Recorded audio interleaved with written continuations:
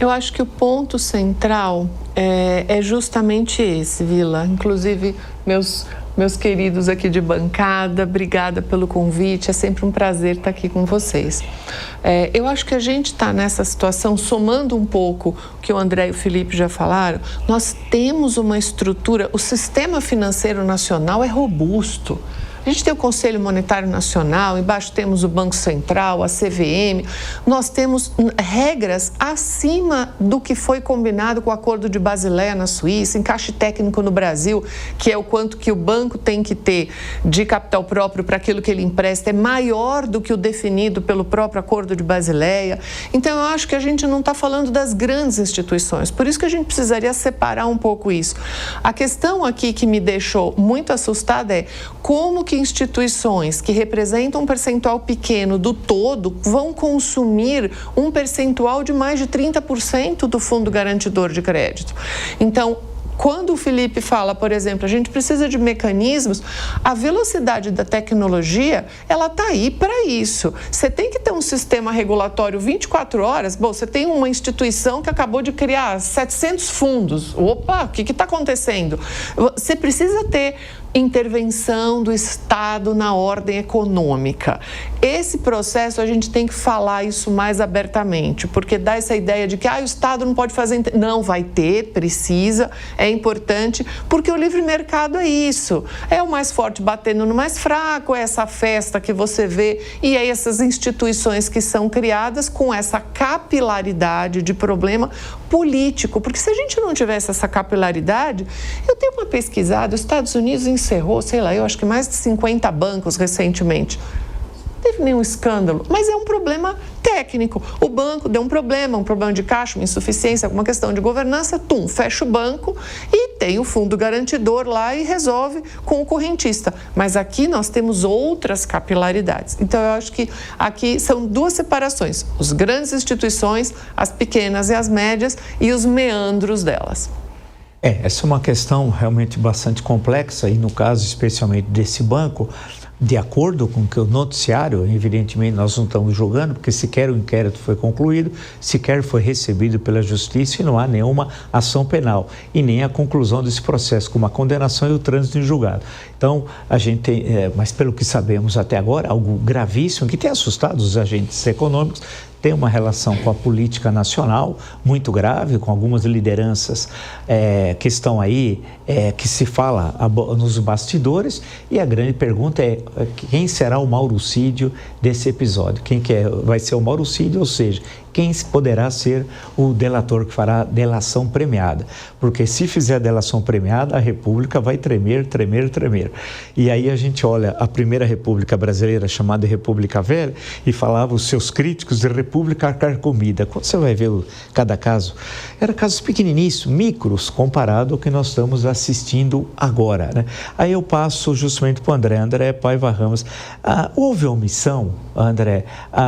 Cadê as auditorias? Eu fico pensando, eu sou um pouco, não conheço bem o assunto, mas em priscas eras, no século passado, André, eu fiz economia, mas não terminei, fui fazer história. Trabalhei na área de economia, de custos e orçamentos, você imagina que coisa. E de pesquisa econômica no SEBRAP, faz muitos anos atrás. Mas sempre tinha as auditorias, né? Tinha o balanço, eu lembro das aulas de balanço, que a gente tinha lá, estrutura, análise de balanço, e depois tem a auditoria. Como é possível ter acontecido tudo isso sem que as autoridades responsáveis, ou a CVM ou o Banco Central, não tenham visto? E as auditorias, como é que elas chancelam o balanço? E algumas auditorias que têm presença no Brasil e no mundo, e que vão chancelar com a sua autoridade que está tudo bem em relação àquilo. Como é que fica isso? Eu acho que essa pergunta complementa tudo que foi colocado aqui pelo Felipe e pela Carla, né? Então, acho que, trazendo um pouco do que eles colocaram, acho que causa também uma preocupação muito grande esse conflito entre várias instituições que a gente tem, né? Então, STF, Polícia Federal, Banco Central, né? Então, grandes instituições são muito importantes para garantir a estabilidade, a aplicação regulatória, a fiscalizatória, estão em um conflito muito grande entre elas, né? Eu acho que esse é um ponto que causa uma preocupação muito grande, né? Para a gente avaliar essa questão.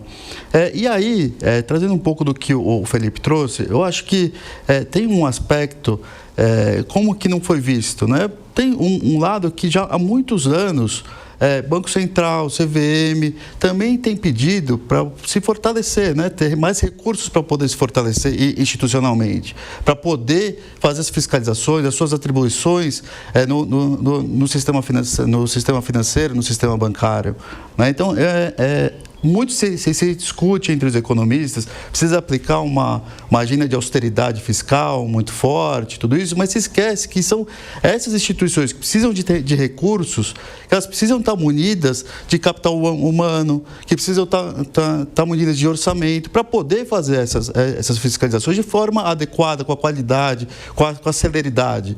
Então, eu estava pesquisando, o Banco Central nos últimos anos vem falando que precisa de pelo menos quase 50% do seu quadro de funcionários, ampliar em quase 50%. A CVM, idem, né?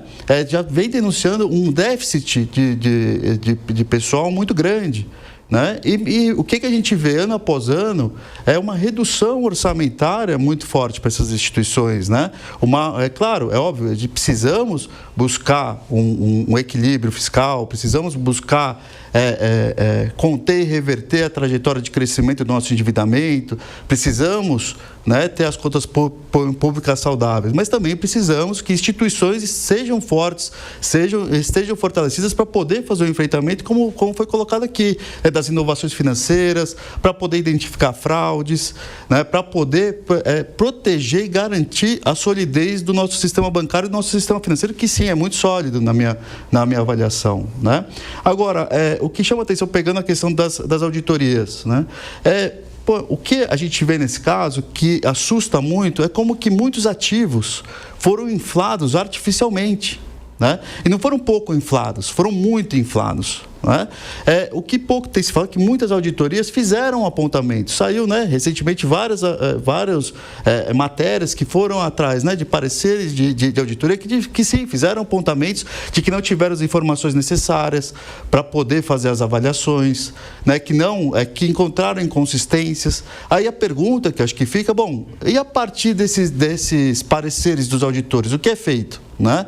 Eu acho que essa é a grande pergunta que a gente precisa entender, né? Se tem algum mecanismo de que, se uma auditoria ela faz o trabalho dela, quer dizer, um trabalho de auditoria é um trabalho que ele é enquadrado a alguns métodos de trabalho e alguns tipos de análise que são feitas, né, para validar. Bom, mas a partir do momento que os auditores, que uma empresa de auditoria, ela identifica inconsistência, faz apontamento de auditoria, o que é feito a partir daí, né?